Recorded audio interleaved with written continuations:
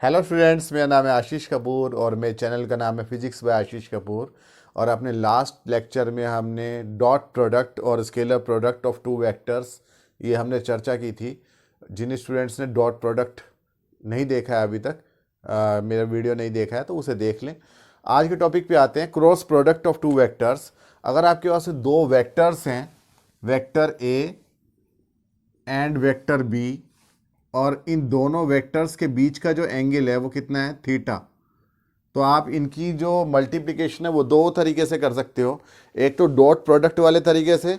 Dot product में क्या होता था, मैं थोड़ा सा रिमाइंड करा दूं आपको कि ए डॉट बी अगर हम करते थे तो उसकी वैल्यू आती थी ए बी कोस थीटा। तो जहाँ कोस थीटा वाले टर्म्स आते हैं, जैसे कि work done is equal to होता है एफ एस कोस थीटा, तो वहाँ पर हम डॉट प्रोडक्ट का यूज़ करते हैं। लेकिन जहाँ साइन थीटा वाले टर्म यूज़ होते हैं, जैसे कि torque, torque is equal to क्या होता है, वैसे आपने फॉर्मूला पढ़ा होगा, फोर्स मल्टीप्लाई परपेंडिकुलर डिस्टेंस, तो उसे हम बोलते हैं टॉर्क। लेकिन दूसरा फॉर्मूला होता है उसका एफ आर साइन थीटा। तो उसमें साइन थीटा जहाँ आता है तो वहाँ पर हम डॉट प्रोडक्ट नहीं करते हैं, हम करते हैं वहाँ पर cross product of two vectors. तो क्रॉस प्रोडक्ट का मतलब है कि ए और बी के बीच में क्रॉस का साइन आएगा यहाँ पर, और इसका फॉर्मूला होगा A B sine theta. A क्या है, वेक्टर ए का मैग्नीट्यूड, बी क्या है, वेक्टर बी का मैग्नीट्यूड, और थीटा क्या है, दोनों वेक्टर्स के बीच का एंगल। तो cross product of two vectors is equal to product of magnitudes of two vectors and sine of angle between them, and it is a vector quantity. और इसकी डायरेक्शन क्या होगी, इसमें डायरेक्शन के लिए हम यूज करते हैं N cap, where N cap क्या है, is a unit vector, unit vector है। और साथ में इट इज परपेंडिकुलर टू, ये परपेंडिकुलर का हमने साइन बना दिया, it is perpendicular to plane having vectors vector A and vector B.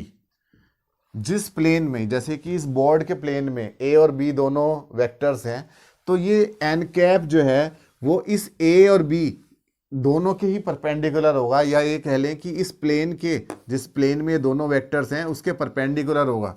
इसके परपेंडिकुलर या तो ये आउटवर्ड होगा, एन कैप यूनिट वेक्टर का मतलब क्या होता है, जिसकी लेंथ यूनिटी होती है और इसका काम होता है सिर्फ और सिर्फ डायरेक्शन प्रोवाइड करना।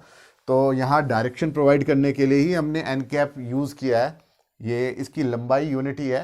अगर आप एन कैप को नहीं भी लिखेंगे, सिर्फ मैग्नीट्यूड देखेंगे दो वेक्टर्स के क्रॉस प्रोडक्ट का, तो वो आ जाएगा ए बी साइन थीटा। तो एन कैप जो है या तो आउटवर्ड होगा, या एन कैप जो है इस बोर्ड के परपेंडिकुलर इनवर्ड होगा, क्योंकि बोर्ड के परपेंडिकुलर होगा तभी ये ए और बी दोनों के परपेंडिकुलर हो सकेगा। तो अब दोनों में से कौन सी डायरेक्शन होगी वो देखने के लिए हम यूज़ करते हैं राइट हैंड स्क्रू रूल। तो डायरेक्शन, एन कैप की जो डायरेक्शन है वो परपेंडिकुलर तो है ही है, लेकिन direction is determined by right hand screw rule. अब ये राइट हैंड स्क्रू रूल क्या है, अपने आप राइट हैंड में स्क्रू ड्राइवर और स्क्रू को पकड़ें और यहाँ पे स्क्रू को रखें ए पे, मतलब ओरिजिन पे रखें जहाँ ए और बी दोनों क्रॉस कर रहे हैं। अपने थंब को पहले आप ए की तरफ रखो, क्योंकि पहले ए आ रहा है, ए क्रॉस बी में ए पहले है, तो ए की तरफ रखो और फिर इसे घुमाओ।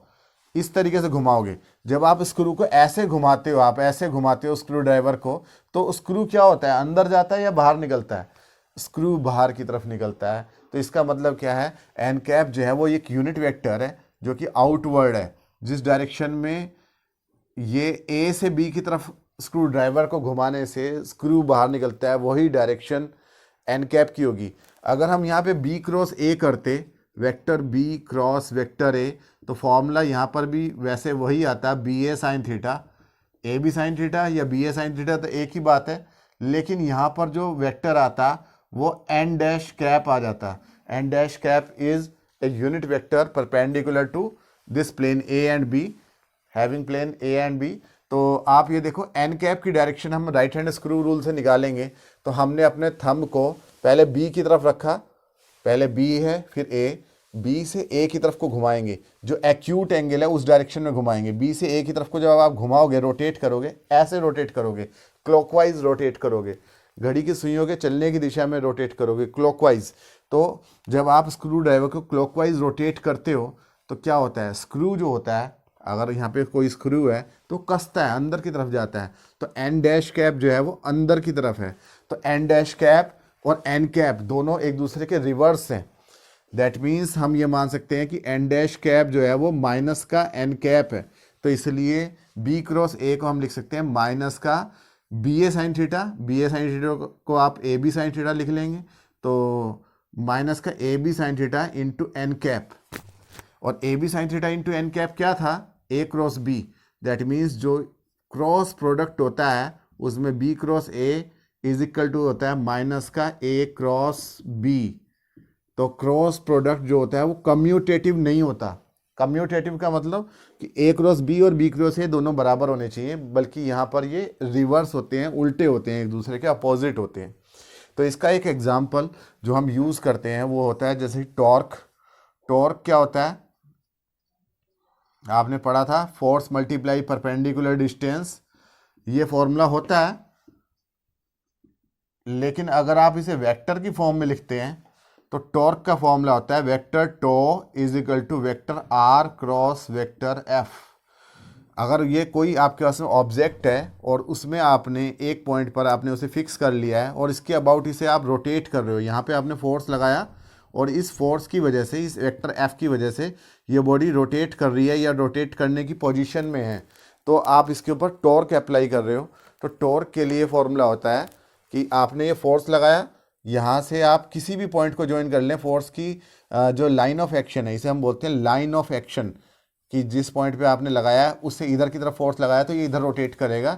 मान लिया इस पॉइंट पे आपने फोर्स लगाया था तो आपने यहाँ से ज्वाइन कर दिया, इसका पोजीशन वेक्टर आ गया आर। ये तो थी आपकी एक्सिस, ओ पर क्या है आपकी एक्सिस जिसके अबाउट ये घूम रही है बॉडी, और इस एक्सिस से दूर जिस पॉइंट पे आपने फोर्स लगाया उसका पोजीशन वेक्टर क्या है आर। तो अगर हम आर को आगे बढ़ा लें थोड़ा सा और एफ के बीच में देखें, आर और एफ के बीच का एंगल कितना है, थीटा। तो यहाँ पर जो है वेक्टर आर और वेक्टर एफ का क्रॉस प्रोडक्ट हो जाएगा, तो वही निकल के आएगा आपका टॉर्क। टॉर्क का फॉर्मूला जो निकल के आएगा आर क्रॉस एफ से ए क्रॉस बी वाले फॉर्मूले की नकल में, तो ये आ जाएगा R F sine theta into N cap. N cap का काम है यहाँ डायरेक्शन प्रोवाइड करना। तो R F sine theta into N cap. N cap की डायरेक्शन कैसे निकलेगी, यहाँ पर आर की डायरेक्शन से एफ की तरफ स्क्रू ड्राइवर को घुमाएंगे तो आउटवर्ड बाहर की तरफ निकलेगा। दैट मीन्स यहाँ जो टॉर्क है वो उसकी डायरेक्शन आउटवर्ड है। आर एफ साइन थीटा इसकी वैल्यू है। तो आर एफ साइन थीटा को आप वैसे भी निकाल सकते हो, यहाँ से ये थीटा है तो ये वाला एंगल भी कितना होगा, थीटा। और अगर यहाँ से आप परपेंडिकुलर डाल दें तो ये जो परपेंडिकुलर है ओरिजिन से लेकर यहाँ तक का, मान लिया परपेंडिकुलर है ओ एम, तो यहाँ पे आप देख सकते हो ओ एम क्या है, ये थीटा। इस ट्रायंगल में देखेंगे साइन थीटा का फॉर्मूला लगाएंगे, ओ एम अपॉन आर क्या है, sine theta. O M upon R क्या है, साइन थीटा। तो इसलिए ओ एम क्या है, आर साइन थीटा। तो दैट मीन्स ये जो आर और साइन थीटा है इसकी जगह आप ओ एम लिख सकते हो, दैट मीन्स परपेंडिकुलर डिस्टेंस लिख सकते हो। तो इसलिए टॉर्क का फॉर्मूला आ जाएगा torque is equal to force, ये वाला force multiply R sine theta, यानी कि परपेंडिकुलर डिस्टेंस। परपेंडिकुलर डिस्टेंस वही वेल नोन फॉर्मूला जो आप पहले कभी यूज़ करते रहे होंगे। तो इससे टॉर्क का सिर्फ मैग्नीट्यूड आएगा, एन कैप को आपने छोड़ दिया है, तो आपका फॉर्मूला बन गया tau is equal to force multiply perpendicular distance. लेकिन अगर आप इसे वेक्टर की फॉर्म में लिखना चाहते हो तो हमेशा इसे ऐसे लिखेंगे vector R cross vector F. तो torque is a vector quantity और क्रॉस प्रोडक्ट को हम वेक्टर प्रोडक्ट इसीलिए कहते हैं क्योंकि यहाँ पर ये एन कैप इसके अंदर इंक्लूड होता है। और अगर हम orthogonal unit vectors that means I cap, J cap और के कैप की टर्म में क्रॉस प्रोडक्ट को देखें कि आई जे के का क्रॉस प्रोडक्ट कैसा होगा, तो सपोज ये आपके पास में एक्स एक्सिस की डायरेक्शन में क्या है, आई कैप यूनिट वेक्टर, और ये जो है जे कैप होता है वाई एक्सिस की डायरेक्शन में, और के कैप होता है आउटवर्ड। तो आउटवर्ड को हम ऐसे दिखा रहे हैं, ये के कैप है, ये यूनिट वेक्टर्स हैं, इन्हें ऑर्थोगोनल यूनिट वेक्टर्स बोलते हैं, इनके बारे में हम पहले पढ़ चुके हैं। और अगर आपने नहीं देखा है वो लेक्चर मेरा तो देख लें पहले उससे। तो यहाँ पर इनके बीच के एंगल कितना होता है सभी के 90 डिग्री, आई जे के बीच में एंगल 90 डिग्री, जे के भी, और के और आई के बीच में भी एंगल कितना होता है 90 डिग्री। अगर हम आई की क्रॉस प्रोडक्ट आई में करते हैं तो आई कैप क्रॉस आई कैप कितना हो जाएगा, अभी आप देखेंगे ए क्रॉस बी कितना होता है ए बी साइन थीटा। तो पहले का मैग्नीट्यूड यानी कि आई कैप का मैग्नीट्यूड 1, दूसरे आई कैप का मैग्नीट्यूड 1, और इनके बीच का एंगल, पहला आई कैप भी यही है, दूसरा आई कैप भी यही है, दोनों कोइंसाइड कर रहे हैं, दोनों के बीच का एंगल 0 है। तो यहाँ हो जाएगा sine 0 into N cap, sine 0 की वैल्यू कितनी होती है 0, तो that means I cap cross I cap कितना हो गया 0। इसी तरीके से J cap cross J cap भी कितना हो जाएगा 0, एंड के कैप क्रॉस के कैप भी कितना हो जाएगा 0। तो दैट मीन्स सेम टाइप के यूनिट वेक्टर्स के लिए क्रॉस प्रोडक्ट कितना होता है 0। लेकिन अगर हम अपोजिट टाइप के देखें, आई की जे में करें तो क्या आएगा, I cap cross J cap is equal to पहले वाले आई कैप का मैग्नीट्यूड इस वाले का 1, दूसरे जे कैप का मैग्नीट्यूड भी 1, क्योंकि इनका मैग्नीट्यूड 1 होता है, यूनिट वेक्टर्स हैं, इनटू आ जाएगा दोनों के बीच का एंगल 90। देखो आई और जे के बीच का एंगल कितना है 90 साइन 90, और इनके परपेंडिकुलर यूनिट वेक्टर, यहाँ एन कैप लिखने की जरूरत नहीं है, इनके परपेंडिकुलर यूनिट वेक्टर अपने आप ही यहाँ पर क्या है के कैप, तो यहाँ पे आ जाएगा इंटू के कैप। तो साइन 90 की वैल्यू 1, तो जिससे पता चलेगा I cap cross J cap is equal to K cap. Similarly अगर हम जे कैप की के कैप में क्रॉस करेंगे तो आ जाएगा आई कैप, और अगर हम के कैप की आई कैप में करेंगे तो आ जाएगा जे कैप। तो यहाँ पर आप इसे इस रूल से याद रख सकते हो कि एक सर्किल बना लिया, इस सर्किल में अगर यहाँ पे आई कैप है, ये जे कैप है, और यहाँ पर के कैप है, अगर आप क्लॉकवाइज जाएंगे आई जे की करेंगे तो क्या आ जाएगा के, आई जे इज इक्वल टू के, जे की के में करेंगे तो आ जाएगा आई, जे के इज इक्वल टू आई, के की आई में करेंगे तो जे। लेकिन अगर आप एंटी क्लॉकवाइज जाएंगे, यहाँ पर जे की आई में करेंगे, पहले आपने जे कैप लिख दिया फिर बाद में आई कैप लिखा, तो ये आ जाएगा माइनस का के कैप, क्योंकि यहाँ पर माइनस का साइन लगता है, बी क्रॉस ए होता है माइनस का ए क्रॉस बी, तो इसलिए J cross I is equal to minus का के कैप हो जाएगा, उल्टा चलेगा। तो इन बातों का आपको ध्यान रखना है। तो क्रॉस प्रोडक्ट जो है वो कम्यूटेटिव लॉ को फॉलो नहीं करता है। उम्मीद है कि आपको ये समझ में आया होगा पूरे वीडियो। तो आप मेरे चैनल को सब्सक्राइब करें अगर नहीं किया है तो, और लाइक करें, कमेंट करें। Thank you.